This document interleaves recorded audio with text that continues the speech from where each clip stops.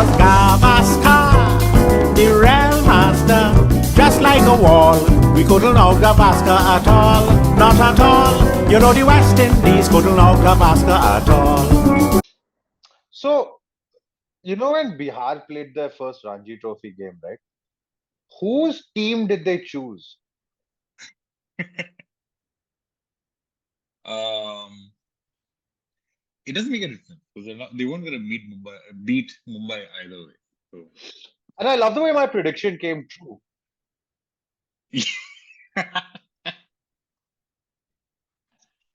was a spirited bowling effort. Um, Controversy aside and shit batting aside, that's what I'm choosing to focus Are on. you really sticking up for Bihar right now? Oh my God, you poor soul. Why would I not? Hang on. Why would I not stick up to that? It's Hold not like on I'm now. saying Now I need to A let fair, the dog. I need to let the dog out first of all. Sorry about that. Welcome back to the No Balls Cricket Podcast. We are on episode what? Oh, good job. Let's look this up. There's an easy way to do this. We're on episode 45. 45. Yes, that's where we are. Thank God for Spotify telling me what my episode is. Anyway, my name is Siddharth Pradhan. That's Aditya Devrat. This is the No Balls Cricket Podcast. We are going to have a special guest at some point during the India-England series. He, however, has refused to show his face on camera. So, for all intents and purposes, he will be wearing a mask. And now, for the love of God, I have to actually let the dog out. Give me 1 second. On the show today, we will recount everything that's happened post the World Cup. And we will then look forward to what is essentially starting in about 10 hours from now, which is not even 10 hours. Sorry, beg pardon. About 9 hours from now, the India versus England Test series. Oh, and it's Yeah, that time which of is year again, which means there's going to be a lot of pissing and moaning about wickets. or anything else about right now they're already pissing and moaning about visas. So Currently, it's visa, so we'll get to that. yeah, yeah. Right. Um, With that in mind, let's very rapidly swing into the rapid roundup.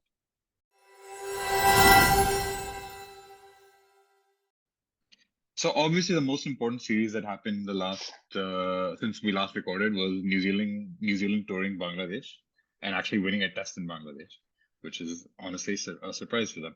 Um, Wait, are you trying to tell me that I missed Bangladesh winning a test match?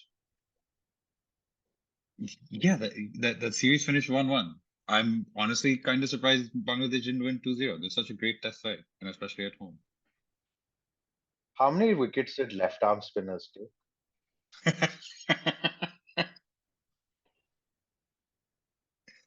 um, I can actually look that up for you. Hang on. No, no, no, no, no. Okay, okay. No one needs to do this much analysis about Bangladesh. We already proved our point during the World Cup. Let's carry on. Okay, fine. Anyway, yes, the two test series. Bangladesh won the first test. New Zealand won the second. There was no SP's favorite player did not play in either test. I think he's still recovering from an injury slash bruised ego slash whatever else. Um, there was that. What else? Pakistan went to Australia and got their usual going to Australia thrashing. Um, uh, I will say Shan Masood's captaincy was a little refreshing compared to what I've seen from Pakistan in previous years, but ultimately that was going to be 3-0 and it ended up being 3-0. They can't bat. That's their problem. It's always been their problem. Yeah, I mean, yeah, first match, they actually were kind of batting all right in the first innings. Then they got bowled out for 271. Then in the second innings, when they were chasing 450, they got bowled out for 89. Again, So none of just this is surprising. the I, last I, test, they I, actually I could do a whole hour on telling you why Pakistan's batting is so crap.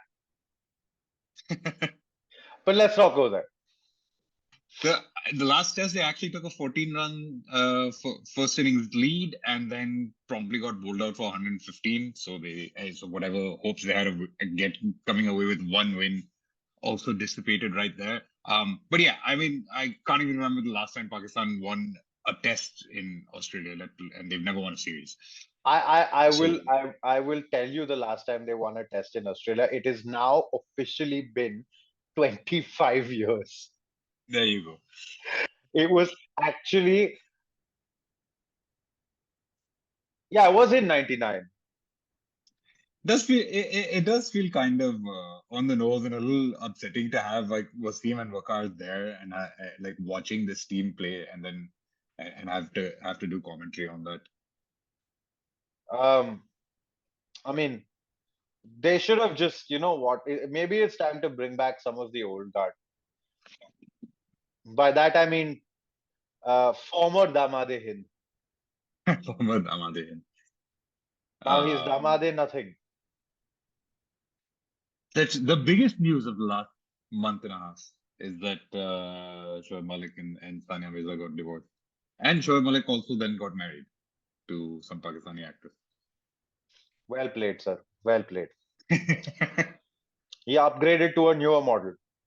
Sorry, to a newer Mirza. I'm gonna let you have that one, but I am not saying a word. Okay. Anyway, back to the cricket.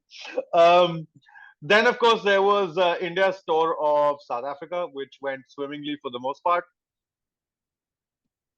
Apart from the first test. apart from the first test. Well, actually, we say apart from the first test, which they lost, which means that yet again they're still searching for their first ever series win in India. Sorry, in South Africa. But the second test, though they still won it, featured a very hilarious collapse where they went from 153 for 4 to 153 all out. Yeah, that was just absolute madness. But I mean, let's put it into context. That was the shortest test match in terms of balls ever played. Yeah. That, It was by the way, an incredibly shocking pitch. that was shorter than Ahmedabad 21. Yeah. Which says by the something way, about how bad that wicket was.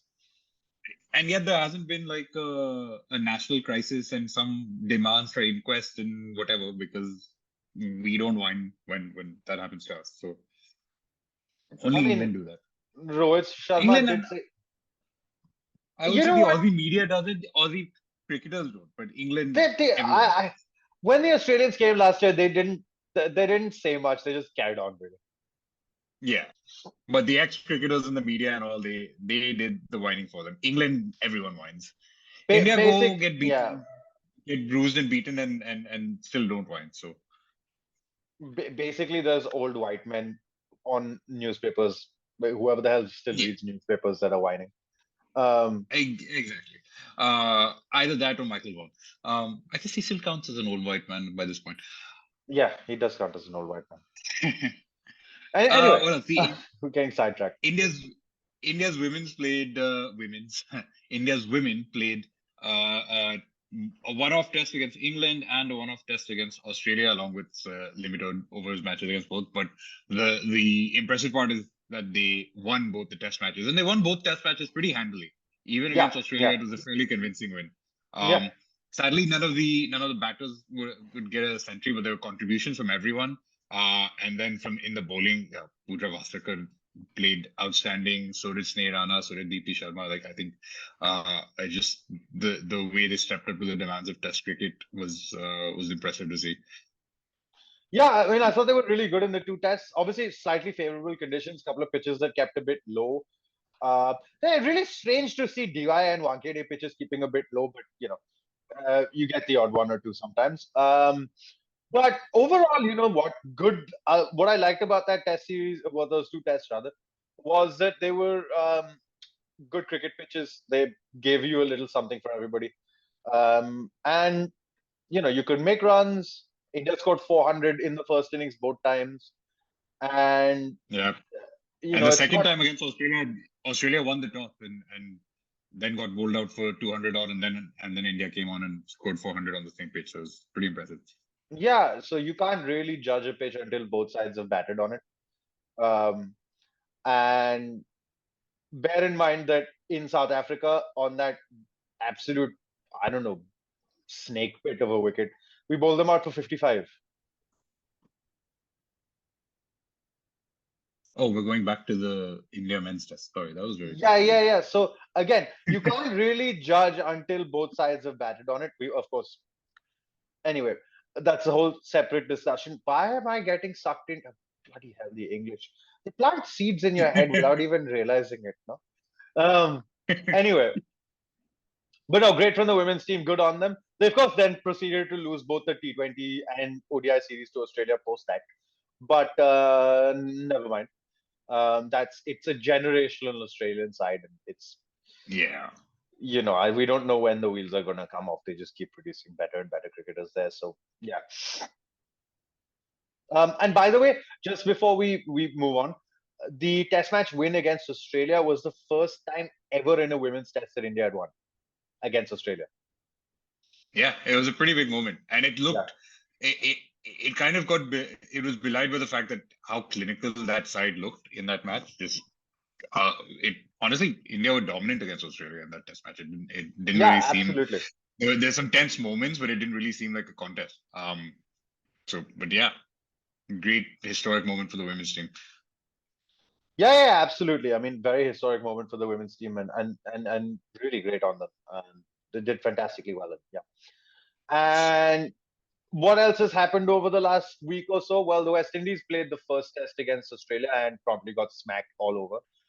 Um, Yeah, they did, but just a big shout out to Shamar Joseph for showing up, yeah, for showing up. getting a wicket off his first ball, getting Steve Smith off his first ball. Also somehow top scoring in one of the innings because West Indies batting shit, and he bats at 11 and still top scores. It's West Indies cricket. The less said, the better. Speaking Um, of Steve Smith, I think the other big news that happened was that David Warner retired, which like thank fuck. But somehow I knew that was coming. But then, secondly, because David Warner retired, there was this whole sort of internal debate about who was going to be the next opener. And there was like the controversy of is the sandpaper man Cam Bancroft coming back? Is Marcus Harris coming back? Who else is there in Sheffield Shield? I love how you've referred to him as sandpaper man. But promptly, what happens is that one of the greatest number 4 batsmen ever, and arguably Australia's greatest batsman since Don Bradman, decides, you know what, I'm going to try this opening thing. So Steve Smith moved up to open, um, just so that they could fit Cam Green into the side. Early returns, first test at least, nothing special. But So the second test starts tomorrow, and apparently Cam Green has tested positive for COVID, but he's going to be playing. So that means that now, since he always feels at gully, the third slip has to wear a mask. wait, what? Now we just let COVID positive people play? I didn't realize that happened. Yeah, COVID positive people have been playing since 2021, but anyway, that's a whole different story. I mean, I thought COVID was over, but clearly not. No, clearly not. Yeah. Anyway, so that's lined up for so this is what we've got now. We've got India and England tomorrow, and Australia and the West Indies. And with that in mind, let's swing into the India versus England preview.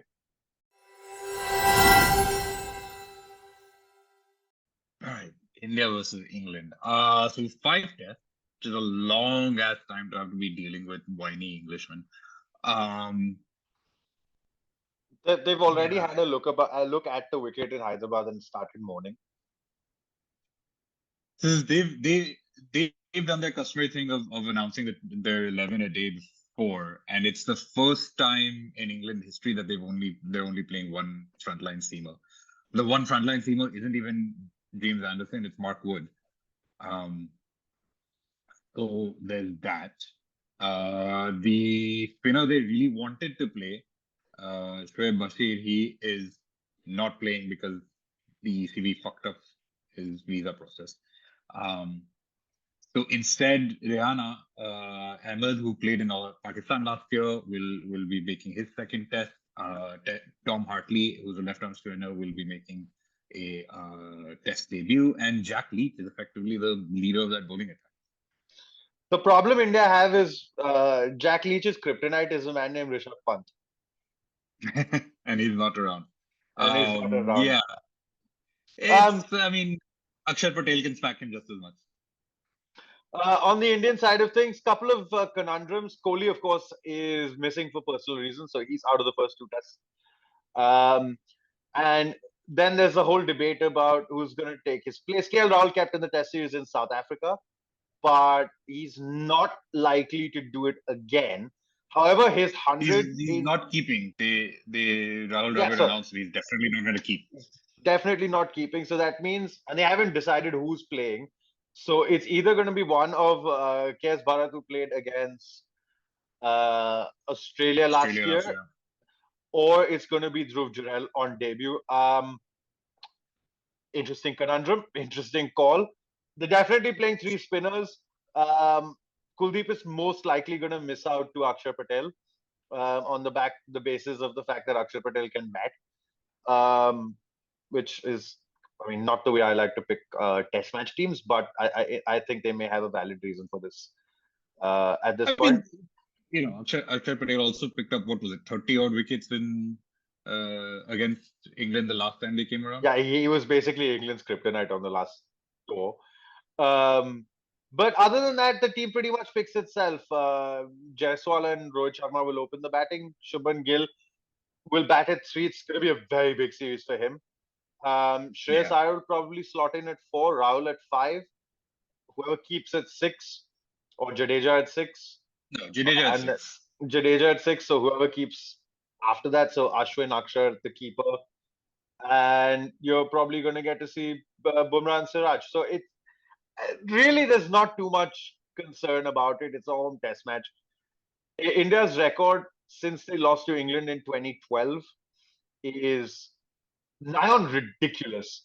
We haven't lost a test series since then. Yeah. No, they haven't lost a test series. They also have only lost 2 tests in total. 3. And I think both, or 3 tests, but 2 of them to Australia. Yeah. And so, one to England in 2021 when Joe Root played a pretty good innings. I think he's probably the key for England. He's their best player of spin. And of course, the interesting thing to see will be how much England's sort of new attacking template works on turning pitches against some of the best spin bowlers of all time. So as much as the Ashes was Bazball versus Cumball, that's a really dumb name for it.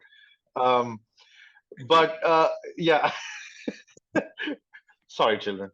But here we're going to call it Bazball versus Dustball.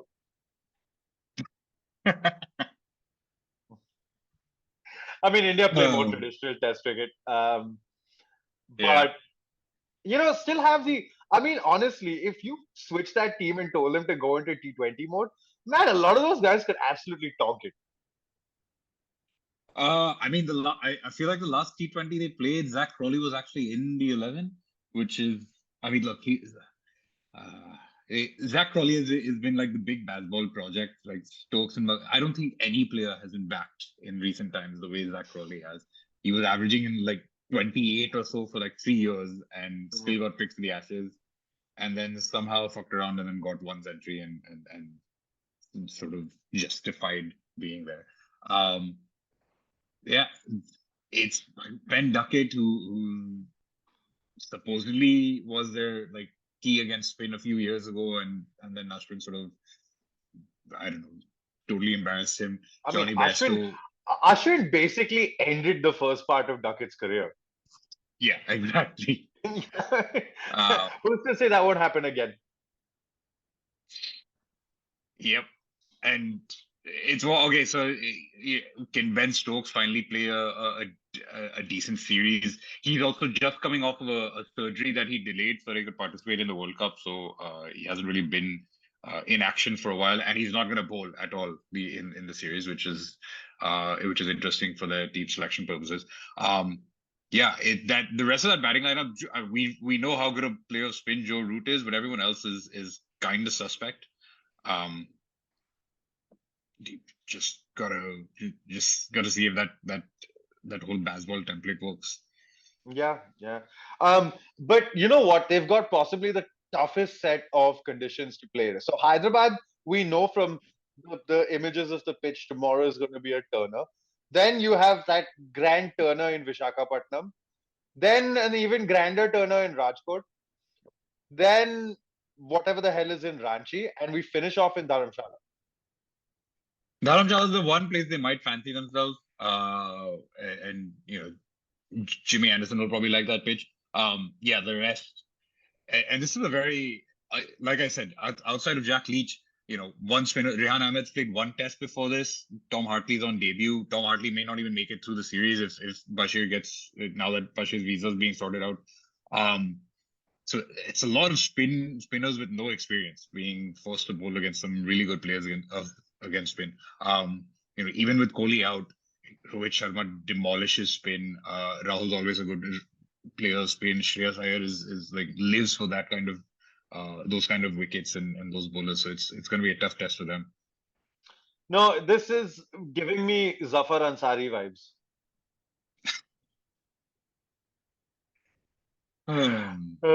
Let's not talk. That 2016-17 tour by the English was probably the worst I've ever seen them play cricket in India. And that was it's interesting because that was when those pitches weren't exactly as conducive to spin as we started getting in the last few years. There were pitches where England scored 400 plus multiple times batting first and still lost.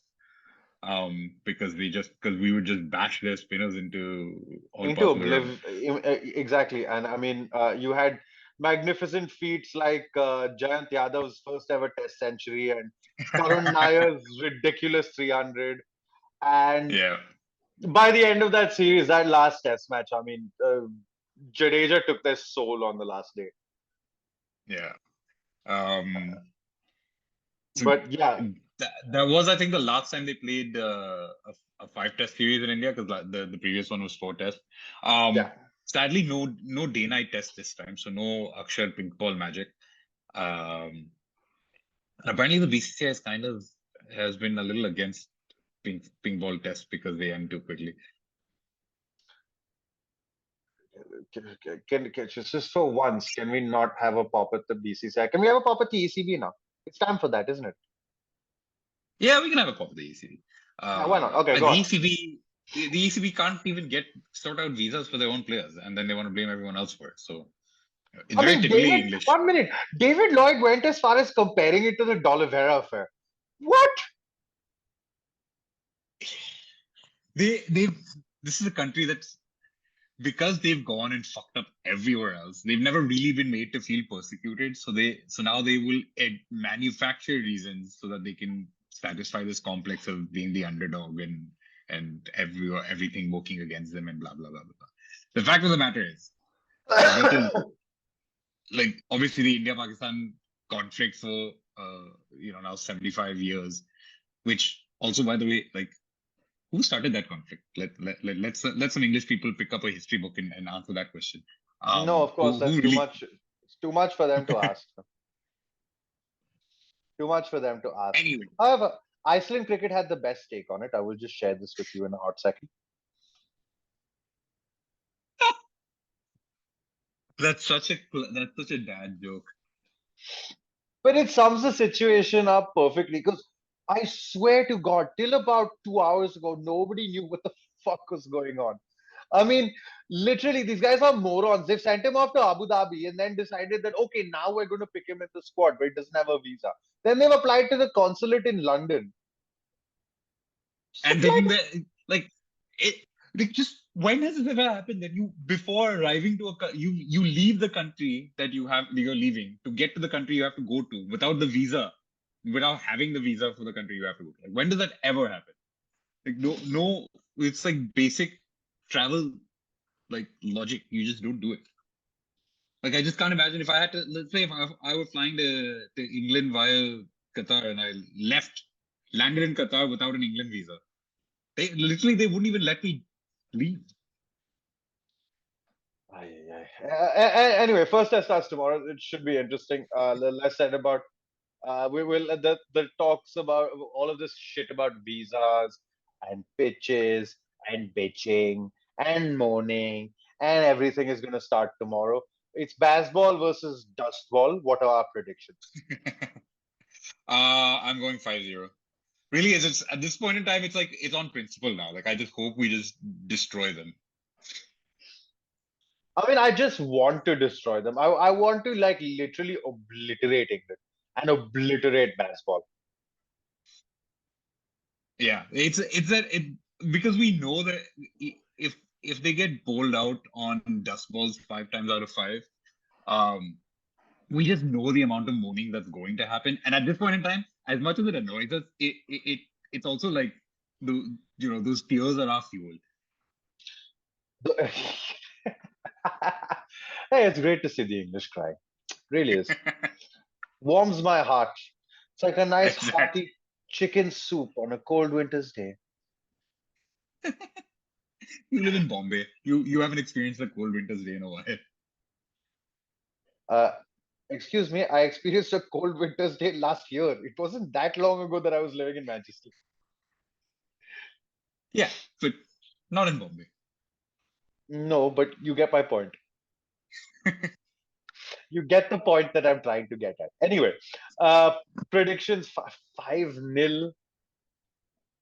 5-0 seems a bit insane to me. I'm going to go 4-0 because I think one of those pitches is going to be a feather bed and they've somehow managed to draw it. Yeah. I'll be interested to see if in either of the first 2 tests does Rajat Patidar actually get to make his debut. He's been called up as the sort of backup or replacement for Kohli, who's missing those tests. I don't think he will, but it would be interesting to see. It seems very unlikely that he will, at least in the first test. I don't know about the second. They may have a change of heart. Personally, I don't think KS Bharat should keep wickets. I think that's a bit of a. He didn't do badly, but my issue with and this is going back to Vridhiman Saha as well, as good a keeper as he was. Rishabh Pant just outgunned him with the bat, and I think you can in this situation try Dhruv Jurel, which would give you a younger option and give you, who knows, maybe even a better option. But again, you don't know until you take the plunge into the unknown.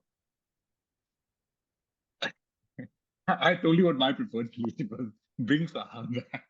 Bring Saha back, yeah. So, yeah. I mean, they've sort of left themselves in a no-win situation here. Uh, had Ishan Kishan been available, do you think he would have played? I think he definitely would have played. I think KS Bharat, his batting wasn't great against Australia, and also he actually had some keeping letdowns. And the whole argument here, Yeah. You mentioned the Saha and Pant debate that existed 3-4 years ago, and Pant used to play very consistently away from home, and then the argument was that keeping to the spinners at home is tougher, and we need a specialist keeper for that, and that's why Saha would keep his spot there. That's where KS Bharat is the edge, I guess, because he is at least by reputation a better keeper. We have seen him struggle with some of those behind the wicket catches and stumpings on some of these pitches. I think just because he's the incumbent in that sense, he might just get the nod. You're right, though. I would actually like to see Dhruv Jurel play. Yeah, and maybe I'm reading too much into this, but the fact that they haven't said which of them is going to be keeping, while saying that they are going to play a keeper other than Rahul. Yeah. Maybe pointing towards that. So it'll be really interesting to see what happens tomorrow, 9:30 a.m. Could be really interesting. Yeah, KS Bharat, I do believe is just coming off a century against the England Lions squad. So there's some batting form. Yeah. Sarfraz Khan also got a call up actually to the test squad, but of course, I don't think he's going to play either. So, I mean. No, I don't think so. Sarfraz Khan, I think, needs some time batting at 4 for Mumbai if they let him.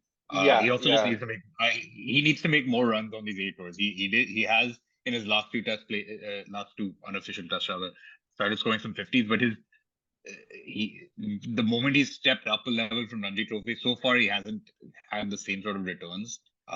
So I think it's the controversy there of him not getting a chance has kind of died down sort of justifiably. Sarfraz Khan actually has a cult following, you know. Do you follow that Instagram page, Reptiles of Kurla? I do not follow this. What the hell is Reptiles of Kurla? Trust me, go to Instagram, type in Reptiles of Kurla, you'll see what I mean. You've lived in Bombay, you'll figure it out. But a few years ago, when he got his first ever RCB contract, Sarfraz Khan, I Hmm. used to have to drive through Kurla every morning to get to work. And there were, you know, like those politician posters on the lampposts. Like, you know, Hmm. you're driving on the lampposts of those politician posters. There was one that said, Kurla ki shan, Sarfaraz Khan.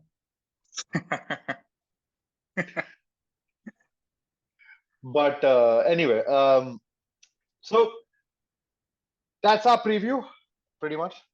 Are we missing anything? We're all Uh, we're yeah. But so sorry, we're not both predicting 5-0. You're saying 4-0, but you're not predicting a 4-1, or you're not predicting an I England don't win know. at any point. We're going to prepare turners and they have no clue how to bat on them, other than maybe Joe Root and Johnny Bairstow. No one's going to have to. Everyone's going to have to figure it out. Duckett and Crawley will get eaten alive. Let me tell you that. Ashwin and Jadeja will have them for breakfast, lunch, and dinner. Crawley plays with hard hands. Duckett, he can sweep and reverse sweep all he wants, but when the ball's kicking and turning, he's going to have a really hard time. It's down to Joe Root, Johnny Bairstow, and maybe Ben Stokes, although Ben Stokes isn't as good a player of spin as the other two are. I'm not entirely sure Duckett survives Bumrah that often to even get to Ashwin. And which is saying something because Ashwin probably gets brought on the 7th or 8th over anyway. Um, Yeah, and but yeah, again, we haven't even spoken about the Indian fast bowlers. So it's, you know, um, but however, in this conversation, we need to talk about somebody very important. England's so most experienced spinner, Joe Root. Joe Root. Well, he's again no pink ball test, so I don't think we're gonna get that magic of him taking a 6-4 or whatever. Um, I'm sure he's gonna bowl at some point. Oh no, he will bowl. But and actually, to be fair to Root, he's not a bad spinner. I've got to say, he's come on leaps and No, bounds he's not. for some. No, Yeah. he's definitely not a bad spinner.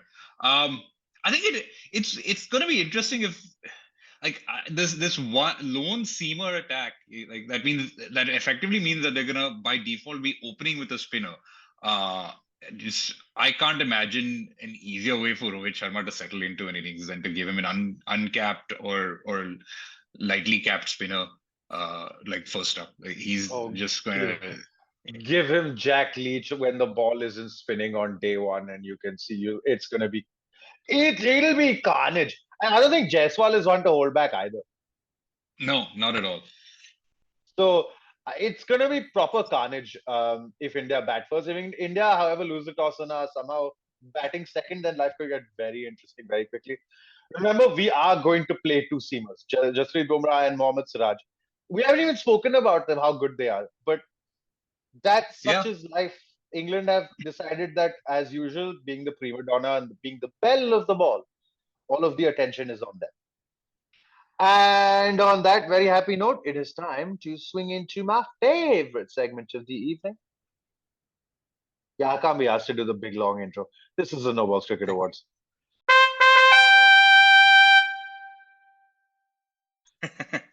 Our first award goes to the ECB for their amazing incompetence in not securing a visa for one of their players, and then managing to turn it into an international crisis. The ECB wins the first ever Cunty Cunterson Award.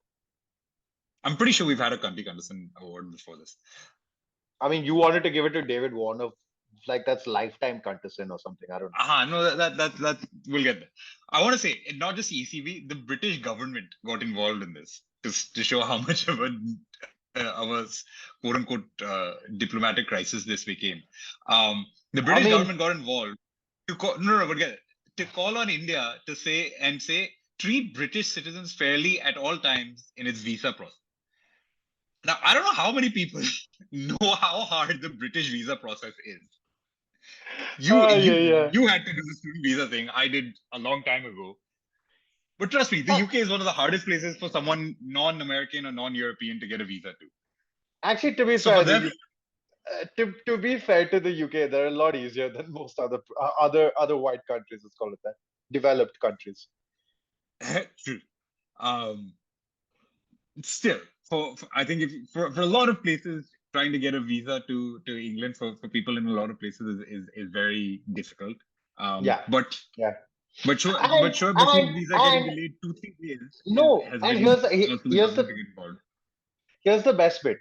So Shoaib Bashir has to get. I mean, I get that the Indian government is taking this whole Pakistani acquaintance thing to a whole other level. I mean, the bloke's grown up in fucking Surrey. What does he have to do with Pakistan? No, I agree with you. And like I said, the situation that exists, and the actual India-Pakistan conflict that has existed the entire time, that in itself is a shitty situation for anyone to have to deal with. And obviously, we can get into the politics and the history of war and blah blah blah. But anyway, the point is, from a cricket perspective, like Rehan Ahmed, who's in the squad, and they had to do the same thing for him. Usman Khwaja faces issue, and like there was a little bit of issue, like there was a little bit of a delay and whatnot before his visa came through. But point being, Australia got it done on time, so that he didn't miss any of that tour. And Australia didn't moan about it and call up the High Commission. Exactly. And the other thing is, just to finish off on my point, even if you get a UK visa, what is the guarantee Rishi won't put you on a plane to Rwanda? Exactly. Yeah. Fair visa treatment cries about that coming from people who are deporting asylum seekers who are entering the country legally. Since by default asylum means you are legally allowed to enter, and you're being deported to Rwanda. Okay, we can talk about Rishi and Rwanda all we want. That's a whole other discussion for a whole other place and time. Let's stick to the cricket. Shoaib Bashir, poor guy, I feel for him, but the ECB have fucked up here, so they get our award. On top of all of that, David Lloyd coming out in the Daily Mail. Was it the Daily Mail? I think it was. Hang on. And there are all those tabloids kind of blur into each other, whether it's the Mail or the Sun or the Mirror or whatever. They're effectively all the same thing. Yeah, it is the Daily Mail. So whatever, all these right-wing Tory fucks. Of all the people I expected not to say anything was David Lloyd, but then he has to go and compare it to the Basil Dolev era. So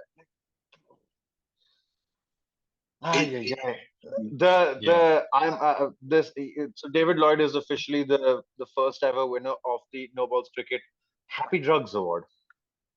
I can't wait, though I'm not actually going to tune in and watch, but I can't wait until Piers Morgan gets wind of this and goes on a rant on his show.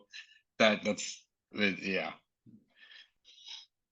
No, then he'll talk about how Kevin Peterson was the last great cricketer to win English cricketer to win a Test series, and blah blah blah blah blah. Should we give Kevin Peterson a special award for his absolutely amazing analysis that says Jadeja is not that great a bowler? Hey, you know what? I'll say one thing about KP. Whenever he did play, he murdered him. He played. Listen, KP hasn't played a Test since what, 2013? It is. Like whatever he was doing against Jadeja at that time doesn't even count. Okay, just to set the record straight. 1 second. Just to set. I agree, but it wasn't Jadeja. Just to set the record straight about KP, he played exactly one Test match against Jadeja. It And was that the was what last Jadeja's first series. that. So two people debuted in the same game. Do you know who? Well, three. Do you know who they were? Jadeja was one. Uh, no, I don't know who the other two were. Joe Root was the Englishman. Joe Root debuted earlier in the series, didn't he? No, Joe. So they all played the last Test match. Joe Root, Uh, Jadeja, and you will not believe who the third one was. I really wanted it to be Dinesh Karthik, but I know he was playing Test in like 2007, so can't be. Dinesh Karthik made his Test debut in 2004, but that's not the point. He's that ancient. He but- starred on our last ever series win in England. I'll just remind you. He starred on our last ever series, and now he's the Lions coach. Sorry, batting consultant. No, but the third person in this entire funny situation is Piyush Chawla. Piyush Chawla didn't play a Test before 2012 or 13? Nope. Damn. As ridiculous as that sounds. Anyway, so those are our awards, and of course, we have to give one last award. Yes, the Lifetime Achievement / Lifetime Continuous Award to David Warner. For being one of the biggest cunts in world cricket that world cricket has ever seen, really, for a good 15 years. Yeah, it's the commitment there to being that big a cunt is quite impressive. Hey, he was a combative cunt, and I liked him. I don't care what you have to say. Competitive edge. And well, one last, all I have to say is good riddance. One last award to give, the Transformation Award.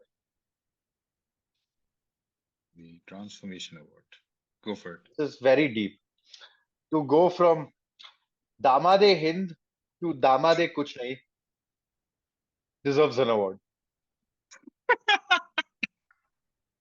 Sure, Malik, you have broken a country's heart.